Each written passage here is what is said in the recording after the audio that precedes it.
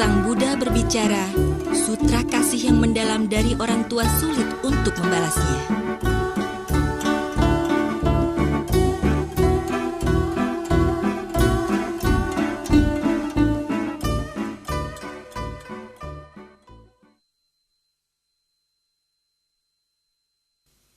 Pada saat Sang Buddha di Taman Ananda Pindika negeri Sravasti bersama 2.500 biksu dan 38.000 bodhisattva. Pada suatu hari Sang Buddha beserta murid-muridnya berjalan ke selatan. Tiba-tiba melihat ada tulang belulang di pinggir jalan. Sang Buddha yang amat dihormati orang segera membungkuk diri dengan tubuh 5 titik menyentuh tanah bernama Skara pada tulang belulang tersebut. Tindakan Sang Buddha membuat murid-muridnya menjadi bingung. Mengapa Sang Buddha mau melakukan hal tersebut? Biksu Ananda beranjali dan bertanya pada Sang Buddha. Maha Guru, Anda adalah guru besar di Loka, memimpin dari segala makhluk menjadi panutan bagi setiap insan. Kami semua senantiasa mencintai. Harap Anda memberitahukan kami, dikarenakan jodoh dan sangka apa, sehingga perlu mati pada tulang belulang. Sang Buddha berkata dengan suara penuh belas asih. Ananda, pertanyaanmu sangat bagus. Meski kalian semua adalah murid-muridku, telah lepas dari kehidupan duniawi cukup lama. Tetapi ada beberapa hal kalian masih belum memahaminya. Tulang belulang ini mungkin adalah tulang leluhur kita, ataupun orang tua kita yang telah berkali-kali reinkarnasi. Ananda, sebagai anak, mana mungkin tidak menghormati orang tuanya. Karena inilah sehingga aku memberi hormat sepantasnya. Sang Buddha lalu meneruskannya. Ananda, sekarang tolong pisahkan tulang-tulang ini menjadi 2 tumpukan. Bila tulang ini milik laki-laki, warnanya lebih putih dan masanya lebih berat. Bila tulang itu milik perempuan, warnanya lebih hitam, masanya pun lebih ringan. Biksu Ananda pun bertanya lagi. Maha Guru, saya jadi tidak mengerti. Lelaki dan perempuan semasa hidup pakaiannya berbeda. Lelaki mengenakan topi dan baju terusan, dilengkapi dengan tali pinggang dan sepatu panjang pakaian rapi. Sekali lihat sudah tahu adalah seorang lelaki. Perempuan semasa hidup suka berdandan, pakai wewangian pada tubuh. Dari dandanan seperti ini, terlihat adalah seorang perempuan. Tetapi lelaki maupun perempuan setelah meninggal hanya tersisa tulang. Tidak ada bedanya. Bagaimana cara membedakannya? Sang Buddha dengan tekanan suara lebih berat memberitahu Ananda. Bila lelaki semasa hidup sering keluar masuk wihara, mendengarkan pembabaran Dharma Sila, menghormati Sang Buddha, Dharma dan Sangha, juga sering melafalkan nama Buddha berdasarkan jodoh baik ini. Setelah meninggal, tulangnya berwarna putih seperti giok dan berat. Bila perempuan semasa hidupnya hanya memikirkan cinta, tidak mendengarkan pembabaran Dharma, dan bernamaksara, dan hanya melahirkan anak-anak sebagai kewajibannya, menyusui anak dengan air susu ibu. Susu ibu berasal dari darah di tubuh. Mengasuh seorang anak harus mengorbankan susu ibu lebih dari 800 liter. Bagaimana mungkin tubuh ibu tidak menjadi kurus dan lemah? Sehingga setelah perempuan meninggal, warna tulangnya menjadi kehitaman, masanya pun jauh lebih ringan. Ananda setelah mendengarkannya, hatinya sakit seolah diiris pisau. Tanpa terasa menetes air mata, dengan sedih berkata, Maha Guru, Budi baik seorang ibu bagaimana baru bisa dibalas? Sang Buddha berkata kepada Ananda, Kalian dengarkanlah dengan baik. Seorang ibu yang mengandung harus melalui 10 bulan, yang bisa dikatakan sangat menderita. Pada awal bulan pertama, nyawa kecil ibarat embun di atas rumput. Belum aman, sangat lemah. Hal yang melekat di pagi hari mungkin menghilang pada sore hari. Pada bulan kedua, seperti minyak yang membeku. Pada bulan ketiga, bentuknya seperti gumpalan darah yang beku. Pada bulan keempat, bayi barulah berbentuk seperti manusia. Saat ibu hamil di bulan kelima, organ yang penting pada bayi terbentuk. Kepala, kedua tangan, dan kaki mulai terbentuk. Pada bulan ke-6, bayi di kandungan ke-6 inderanya telah lengkap. Ke-6 inderanya berupa mata, telinga, hidung, mulut, lidah, pikiran. 7 bulan telah tumbuh 360 buah tulang dan 84.000 pori-pori.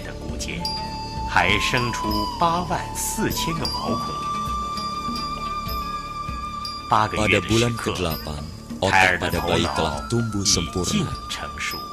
Sudah memiliki akal dan hati. 9 lubang di tubuh manusia, sepasang mata, 2 telinga, 2 lubang hidung, mulut, anus, dan saluran kencing pun telah terbuka. Pada bulan ke-9, sering menendang dan memukul. Seperti getaran gunung menyebabkan ibu sulit makan dan tidak nyaman. Bayi selama di kandungan hingga saat dilahirkan selalu mengkonsumsi darah ibu sebagai gizi agar mempertahankan hidup. Sampai di bulan ke-10, seluruh organ telah tumbuh sempurna. Bayi pun siap dilahirkan. Melewati kehamilan 10 bulan, ibu telah menjalani berbagai penderitaan. Demi melahirkan bayi biar selamat, darah ibu mengalir seperti sungai. Agar bayi mengikuti aliran darah terlahir dua. Apabila saat kelahiran, kedua belah tangan dan kaki terlipat, maka bayi lahir dengan sukses, mengurangi luka dan penderitaan ibu. Bila kelahirannya sulit, bayi menendang dan memukul membuat ibu sangat kesakitan.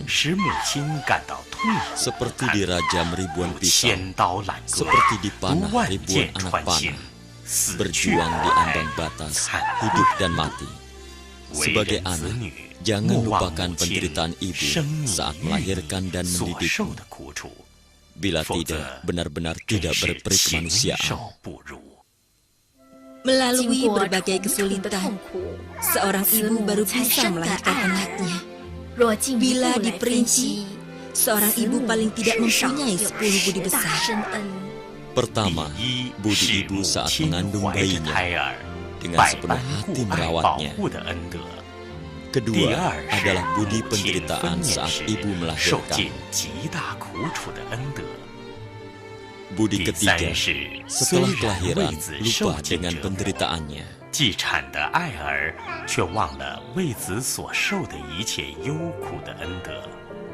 Keempat, selalu memenuhi kebutuhan gizi anak dengan memberikan makanan terbaik. Kelima, demi anak bisa tidur nyenyak, merelakan diri sendiri basah dan kedinginan. Keenam, menyusui anaknya sendiri hingga anak ibu jadi kurus. Ketujuh, demi menjaga kebersihan tubuh anaknya, merelakan tangannya jadi kotor, kulit jadi kasar dan pecah-pecah. Kedelapan, budi ibu yang rela menanggung rindu dan sepi saat anaknya pergi jauh.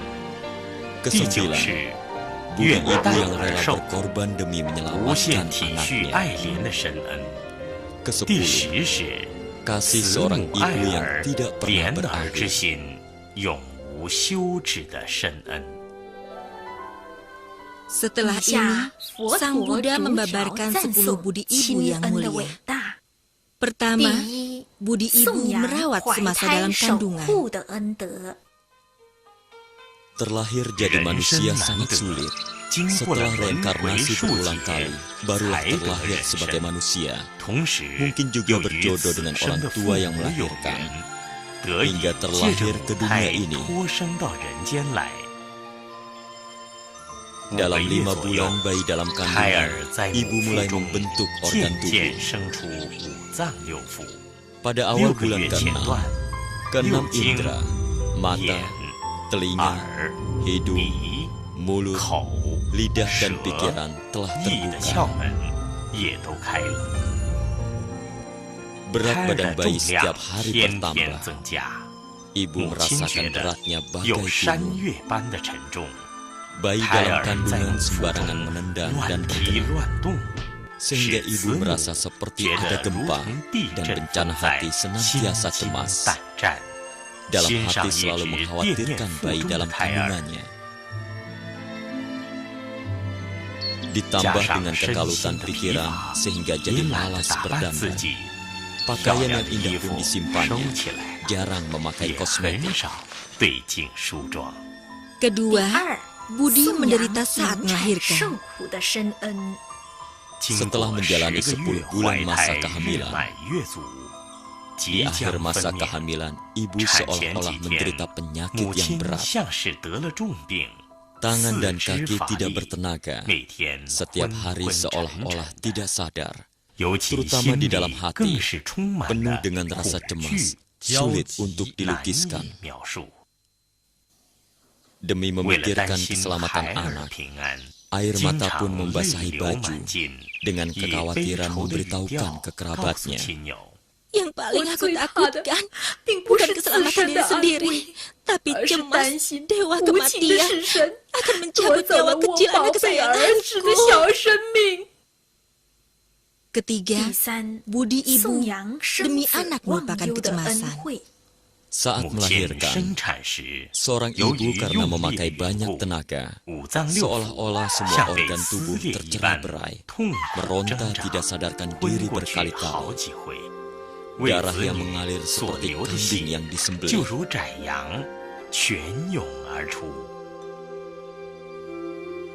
Ibu yang telah lolos dari maut dan masih bertahan hidup ini, begitu sadar. Hal pertama yang ditanya adalah keselamatan anaknya. Mengetahui anaknya selamat, sembari menggendong anaknya, hatinya senang, terukir senyum bahagia di wajahnya.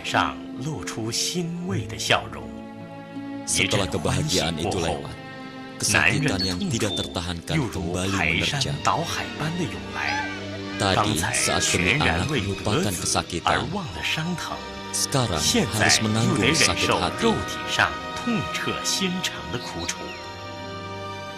Keempat, budi ibu menelan derita memberi sukacita. Budi orang tua pada anak lebih dalam dari lautan, walau merawat dan menjaga anak siang dan malam, tapi tidak pernah mengeluh sedikit pun. Kasih sayang orang tua pada anak sangat mendalam, sulit untuk dilukiskan. Asalkan anak bisa mendapatkan kenyamanan, merasakan kelaparan dan kedinginan, juga rela. Asalkan anak bisa gembira, orang tua pun merasa terhibur. Kelima, budi ibu memberi kenyamanan, menanggung derita. Kasih ibu pada anaknya amat perhatian. Malam hari anak pipis sehingga membasahi kasur. Segera memindahkan anak ke tempat yang kering. Tapi dia sendiri tidur di tempat yang basah dan dingin, tidak mengeluh sedikit pun. Asalkan anak bisa tidur nyenyak, diri sendiri merasa kedinginan tidak jadi masalah. Air susu ibu merupakan berkah bagi anak, memberi anak kehangatan dan kesehatan. Kedua lengan ibu melindungi anak dari angin dan dingin. Orang tua demi menjaga anaknya, Makan tidak enak, tidur pun tidak nyenyak. Selalu mengusahakan agar anaknya gembira. Asalkan anaknya bisa tidur nyenyak dan cepat tumbuh dewasa, ibu sudah merasa puas dan tidak ada permintaan lain lagi. Keenam, budi ibu merawat dan mendidik. Budi ibu seluas daratan, menghidupi puluhan ribu makhluk. Budi ayah seperti langit yang senantiasa menghangatkan seluruh makhluk. Kasih sayang ayah dan ibu pada anak semua sama. Budi ayah dan ibu adalah sama. Asalkan kamu adalah anak ayah dan ibu, biarpun buruk rupa, mereka tidak akan pernah mencela, juga tidak akan dimusuhi. Biarpun kaki tanganmu cacat, mereka tidak akan membenci. Sebaliknya, malah akan lebih sayang dan menjagamu. Karena kamu adalah anak kesayangan orang tua. Kasih sayang orang tua sangat mengharukan. Budi orang tua sungguh mulia. Ketujuh, budi ibu membersihkan kotoran. Ibu yang awalnya sangat cantik, wajah yang terawat dan cerah, pikiran pun segar dan bersemangat. Alisnya pun melengkung indah, wajah yang merona merah, bagai musim semi yang indah. Tetapi setelah beberapa saat kelelahan demi merawat anak, wajah yang terawat pun menjadi berkeriput. Sepasang tangan yang halus karena seringkali membersihkan kotoran anak menjadi kasar dan penuh luka.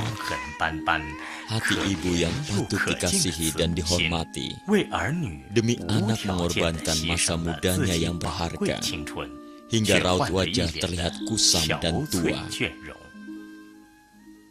Kedelapan, budi ibu menanggung rindu kala anak pergi jauh. Kematian orang tercinta adalah penderitaan yang sulit ditanggung. Sakitnya bagaikan hati yang patah. Seperti saat anak pergi jauh meninggalkan kampung halaman, bisa membuat ibu merasakan hati luka yang sangat perih. Anak yang pergi jauh terpisah meninggalkan kampung halaman. Orang tua sepanjang hari berdoa, memohon perlindungan Buddha. Semoga anak cepat kembali ke sisinya dengan selamat. Ada anak yang pergi sampai tahunan tidak memberi kabar. Orang tua siang malam berharap di rumah. Air mata berderai, bagaikan orang hutan yang kehilangan anak kesayangannya. Bersusah hati dan menderita tanpa henti. Sungguh membuat pilu yang melihat. Kesembilan, budi orang tua sebagai tameng anak. Kasih orang tua sangat mendalam. Sungguh sulit bagi anak untuk membalas meski hanya 1/10.000. Seperti pepatah, tunas rumput kecil susah membalas budi cahaya matahari yang menyinarinya selama 3 musim. Anak saat bekerja menderita dan kelelahan, ibu berdoa sepanjang hari, rela menggantikan anaknya menderita. Kasih ibu sungguh mulia. Saat anak bepergian jauh, hati ibu mengkhawatirkannya. Cemas anak mereka kedinginan atau kepanasan. Takut anak merasa menderita dan kedinginan. Bila mengetahui anaknya meski menderita sedikit saja, ibu tidak akan bisa tidur nyenyak, hati pun cemas. Kesepuluh, budi orang tua mengasihani anak. Kasih orang tua ibarat sinar matahari dan bulan, selamanya menerangi dunia ini. Dalam hati selalu memikirkan anak-anaknya. Budinya sangat mendalam, kasihnya pun tanpa batas. Berjalan atau duduk selalu memikirkannya. Di rumah maupun dalam perjalanan, selalu terpikir dalam hati. Biarpun orang tua berusia 100 tahun, masih saja mengasihi anaknya yang telah berusia 80 tahun. Dikatakan, budi orang tua bisa habis, kecuali kematian memisahkan. Setelah Sang Buddha selesai membabarkan 10 budi orang tua, lalu memberitahu Ananda juga murid lainnya. Saya melihat begitu banyak makhluk, meski ada beberapa sejak lahir cukup bijaksana. Tetapi, ada pula orang yang bodoh hatinya terselubungi, tidak pernah memikirkan betapa besar budi orang tua kepada kita. Terhadap orang tua tidak hormat, tidak berbakti sungguh membuat orang tua sedih. Kalian semua tahu, selama 10 bulan masa kehamilan ibu, perutnya seperti terbebani barang berat. Duduk berdiri pun tidak bisa tenang, tidak enak makan, tidur pun tidak nyenyak, seperti lama kena sakit, uring-uringan. Saat kehamilan memasuki masa melahirkan, masih harus merasakan kesakitan yang luar biasa. Darah mengalir kemana-mana antara hidup dan mati. Setelah melewati berbagai penderitaan, baru melahirkan anak. Ibu masih mengkhawatirkan apakah anaknya selamat. Setelah tahu anaknya lahir dengan selamat, baru merasa tenang hatinya. Setelah anak lahir, tidak pernah meninggalkan gendongan ibu. Menyusui anak, meski tangan dan kaki linu tetap merasa senang. Masih harus membersihkan pakaian kotor anak. Bila anak pipis di ranjang, ibulah yang tidur di tempat anaknya. Merelakan tempat yang kering dan bersih untuk anaknya. Tidak ada kata keluhan. 3 tahun dalam pelukan. Yang diminum oleh anak adalah air susu ibu. Darah ibu membuat ibu menjadi lelah dan kurus. Dari bayi yang hanya bisa menangis, menjadi anak-anak, remaja, dan dewasa, orang tua entah menghabiskan berapa banyak upaya mengajari anak sopan santun dan budi pekerti. Setelah anak tumbuh dewasa, orang tua masih sibuk mempersiapkan pernikahan anaknya, mempersiapkan dana mendukung usaha anaknya, agar anak bisa lebih cepat menikah dan mandiri. Kasih sayang orang tua terhadap anaknya sungguh dilakukan dengan segala daya upaya, tapi tidak pernah di depan anaknya membahas kata balas budi, juga tidak mengharapkan balas jasa anaknya. Saat anaknya sakit, orang tua menjadi lebih khawatir. Seringkali karena khawatirkan anaknya, malah menimbulkan penyakit pada diri sendiri. Menunggu hingga anaknya kembali sehat, penyakit cemas di hati ibu baru bisa berangsur-angsur pulih. Melewati berbagai rintangan dalam mendidik, berharap anak segera tumbuh dewasa. Tetapi ada anak yang begitu dewasa, tidak tahu membalas budi dan merawat orang tuanya. Ajaran orang tua tidak digubris atau ditentang, sampai-sampai melotot seperti musuh. Di pergaulan, keluarga memusuhi saudara yang lebih tua, memukul saudara kandung sendiri, tidak mempedulikan nasihat orang. Sungguh membuat orang merasa sakit hati dan kecewa.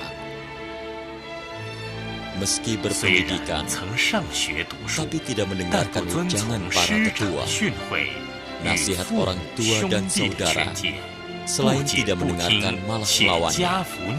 Keluar masuk rumah tanpa menyapa orang tua, tutur bahasa dan gerak-geriknya tidak sopan. Segala tindakannya diputuskan sendiri, sama sekali tidak menghargai orang. Biarpun orang tua dan paman kadang menasehatinya,